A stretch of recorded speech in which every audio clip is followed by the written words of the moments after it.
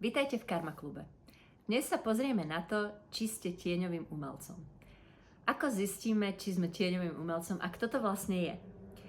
Ako umelci by sme vlastne v mladosti a v detstve, ako sme hovorili minule, mali dostať podporu a výživu, ktorú väčšina z nás nedostala. To znamená, mali by sme sa pohybovať v stále rozširujúcom sa kruhu ľudí, ktorí nás majú radi, ktorí nám hovoria, že na to máme, ktorí nás vyživujú a stoja pri nás. A keď niečo tvoríme, tak nám to pochvália alebo nás pozbudzujú, aby sme to robili ďalej, aby sme sa stále zlepšovali.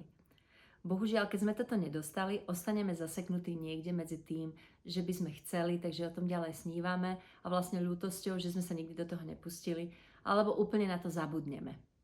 Pretože naši rodičia nás skôr posúvajú k tomu, aby sme robili niečo, čo má zmysel, niečo, čo je stabilná práca.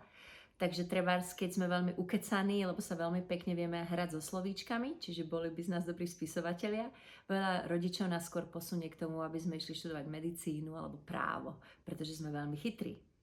Takže keď chcete vedieť, či ste tieňovým umelcom, spoznáte to väčšinou podľa toho, že ste v mladosti alebo v detstve počúvali vety typu no tak toto bude ťažký chlebík, alebo radšej by si mohol skúsiť niečo, čo je stabilnejšie, alebo bude to veľmi namáhavé, alebo na tú umeleckú školu sa skôr dostanú deti nejakých už známych umelcov.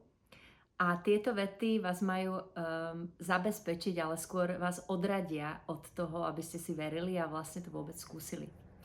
Takže druhé znamenie je to, že sa umelcami obklopujete. Napríklad často tieňoví umelci sa stávajú manažérmi umelcov, alebo novinári idú do PR-ka, alebo budete mať obrovskú zbierku kníh, ale nikdy si nepripustíte, že vlastne chcete byť spisovateľ. Môže to byť aj to, že keď chcete byť spevákom, tak idete do toho priemyslu, alebo budete manažovať spevákov, alebo budete ich asistenti. To sú tzv. Tieňové povolania. V dnešnom cvičení sa rozšupneme a budeme písať vysnený život.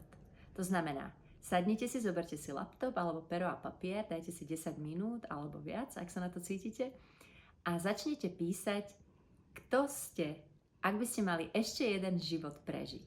Kým by ste bol? Čiže môžete byť učiteľ, môžete byť, ja neviem, cirkusový umelec, alebo technik, alebo asistentka kúzelníka. Čokoľvek, čo vás napadne. Napíšte si, kde ste, v akom meste žijete, na ktorom kontinente, s kým ste, máte deti, máte partnera, čo robíte, ako to vyzerá, ako vyzerá váš deň. Alebo môžete napísať celý svoj život, ako to prebieha, ako ste sa cítili pri tom. Vôbec sa fantázii meze nekladú. Takže poďte do toho. Jedinou vašou úlohou pri tomto cvičení je, aby ste sa pri tom zabavili. Takže čokoľvek je možné, bavte sa a budem sa veľmi tešiť na to, čo ste napísali.